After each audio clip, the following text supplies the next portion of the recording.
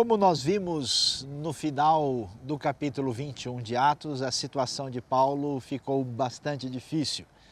Ele acaba aqui sendo preso, depois de todo o tumulto, é levado à fortaleza Antônia e agora ele vai apresentar o seu discurso, que, como pudemos observar, vai deixar surpreso o comandante, pois ele é capaz de falar grego. No entanto, quem vai ficar surpreso é quem lê a Bíblia, porque Paulo, ao começar o seu discurso, vai falar, nós não sabemos direito em que língua. Algumas traduções da Bíblia falam que ele abriu a boca e começou a falar hebraico, outras traduções dizem aramaico. Afinal de contas, em que língua Paulo está se comunicando? A questão é que os gregos e romanos sempre se referiam aos judeus como alguém que falava uma língua genericamente conhecida como hebraico. Mas, na verdade, essa expressão, essa palavra hebraico, significava qualquer coisa que os judeus falavam, não fazia-se distinção. Portanto, é muito mais provável e razoável que Paulo tivesse falado em aramaico, apesar do termo que aparece no Novo Testamento ser genericamente passível de tradução pela palavra hebraico. Aramaico era a língua do cotidiano, da vida do povo nesta época. Desde que eles voltaram da Babilônia, o aramaico passou a ter uma influência crescente dentro da sociedade de Israel. E aí, então, o que é que Paulo vai apresentar? Ele vai começar a falar sobre a sua vida, o seu próprio testemunho. Ele diz: irmãos e pais, ouçam agora minha defesa.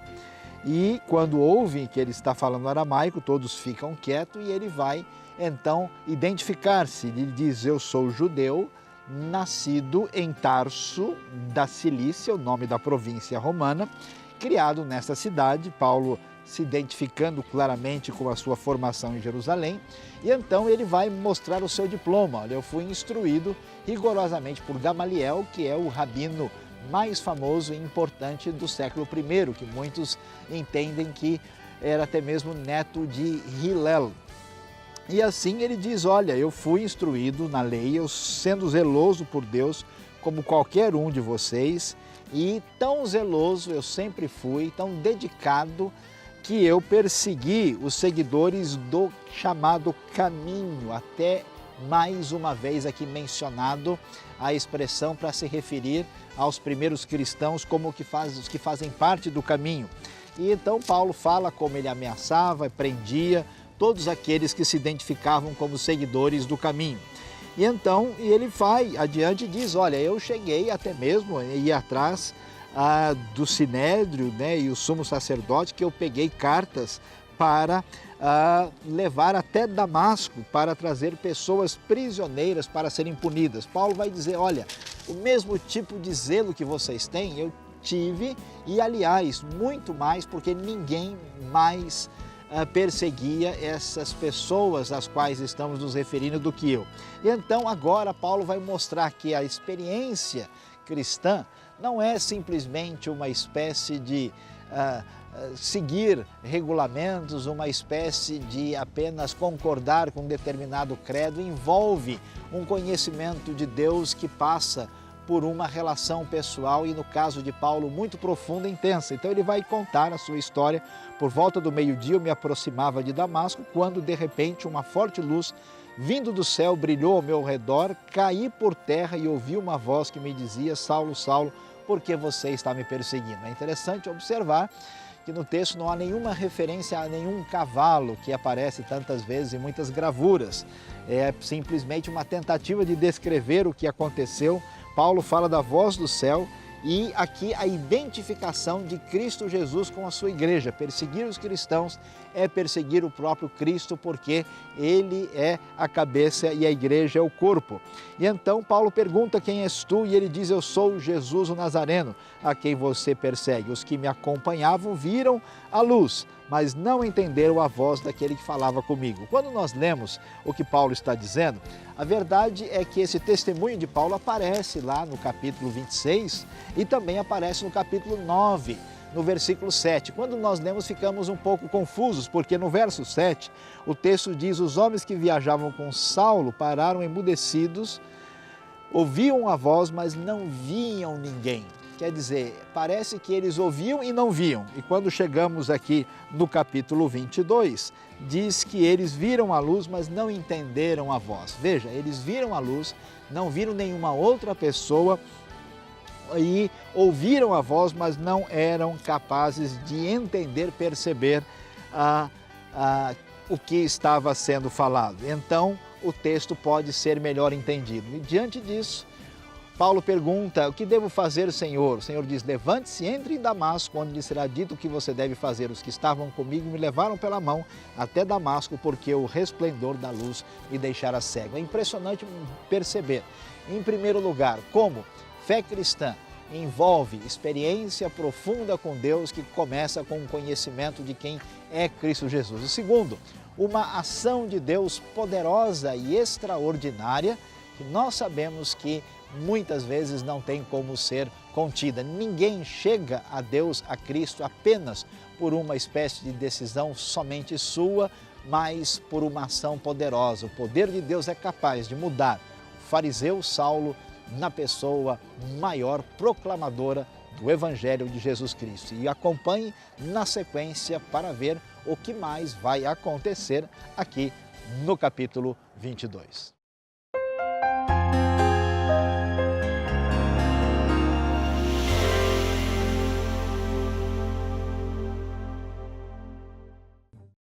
Capítulo 22 relata novamente a experiência de Paulo próximo a Damasco, quando ele buscava aqueles crentes, ia para buscar aqueles crentes e levá-los presos. Quando ele viu essa luz, ele ficou cego. Portanto, ele foi conduzido pela mão para a cidade de Damasco, onde ele teve contato com um homem que Deus mandou para falar com ele, chamado Ananias. Quando chegou Ananias, colocar seu braço em cima dele, um homem que era fiel seguidor da lei e muito respeitado por todos os judeus que ali viviam.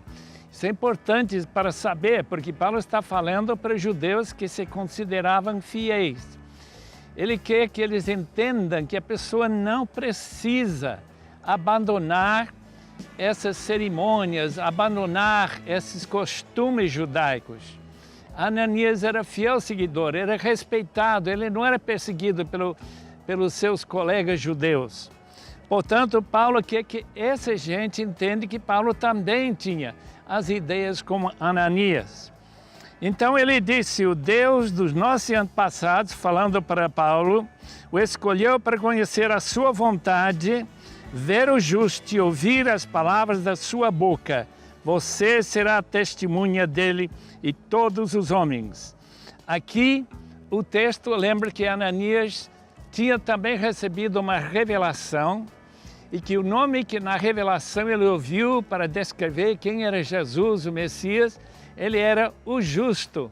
E uma maneira de dizer, ele era um homem perfeito, uma pessoa que Deus aceitaria como sacrifício perfeito pelos nossos pecados.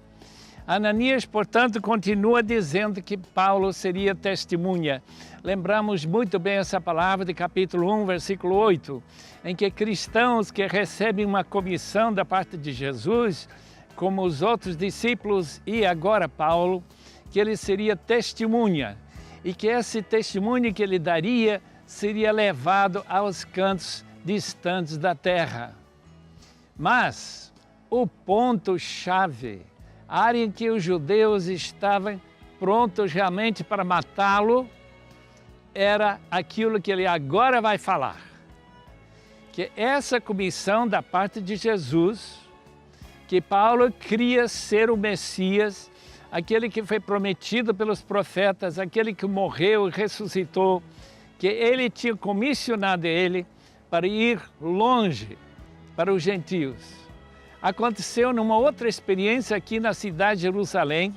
Lembra que ele passou uns 3 anos na Arábia, daí ele veio para Jerusalém e um dia, quando ele estava orando, Deus apareceu para ele em forma de êxtase, por meio de uma êxtase, e diz: depressa, sai de Jerusalém imediatamente, pois não aceitarão seu testemunho a meu respeito.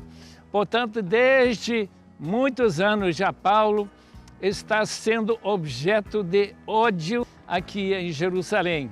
E agora, novamente, aquele que queria tanto unir os cristãos com os judeus, trazendo aquela oferta volumosa para os pobres desta cidade da Judeia, agora vai ouvir novamente essa palavra que ele vai ser perseguido.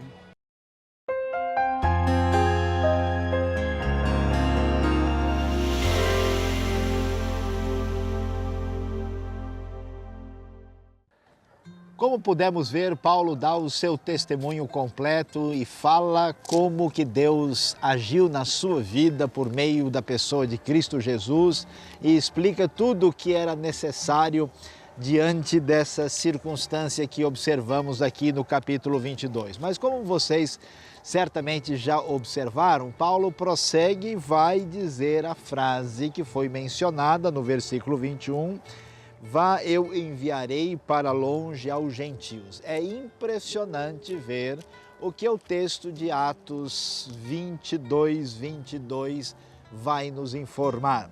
A multidão ouvia Paulo até que ele disse isso, então todos levantaram a voz e gritaram: tira esse homem da face da terra, ele não merece viver.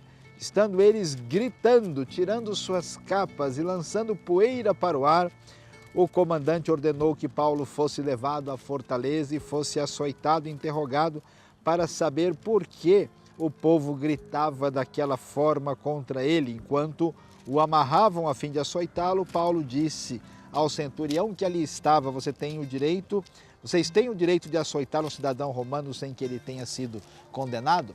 É impressionante observar o que vai acontecer aqui. Até este momento, esses religiosos do contexto judaico escutam o judeu Paulo, que tem ideias diferentes, e tudo está indo razoavelmente bem quando ele vai dizer o seguinte: olha, eu estou caminhando na direção de romper bastante dessa separação que existe entre judeus e gentios. Eu vou ser enviado para anunciar a palavra divina aos gentios e, de repente, todo esse alvoroço, toda essa confusão, o cerne da questão era exatamente esse. E como é que nós devemos entender uma situação como essa? Talvez o problema que vamos encontrar no meio do povo judeu é um problema que encontramos na nossa vida hoje.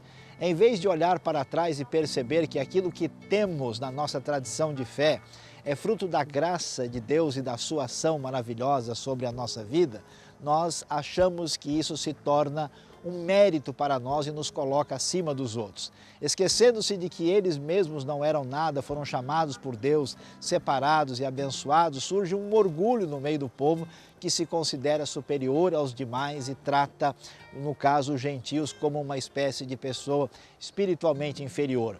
E Paulo está dizendo: ó, Deus está mostrando a sua graça e misericórdia, porque Israel não era finalidade em si mesmo, mas deveria também abençoar as nações. E é por este caminho que o livro de Atos vai caminhando, vai indo, se dirigindo sob a ação do poder de Jesus Cristo e do Espírito de Deus. Agora você viu que as coisas se complicaram, porque diante de tudo isso, de repente se descobre que esse Paulo, aparentemente um judeu religioso problemático, é um cidadão romano. E o que vai acontecer agora com esse cidadão romano preso? Acompanhe na sequência.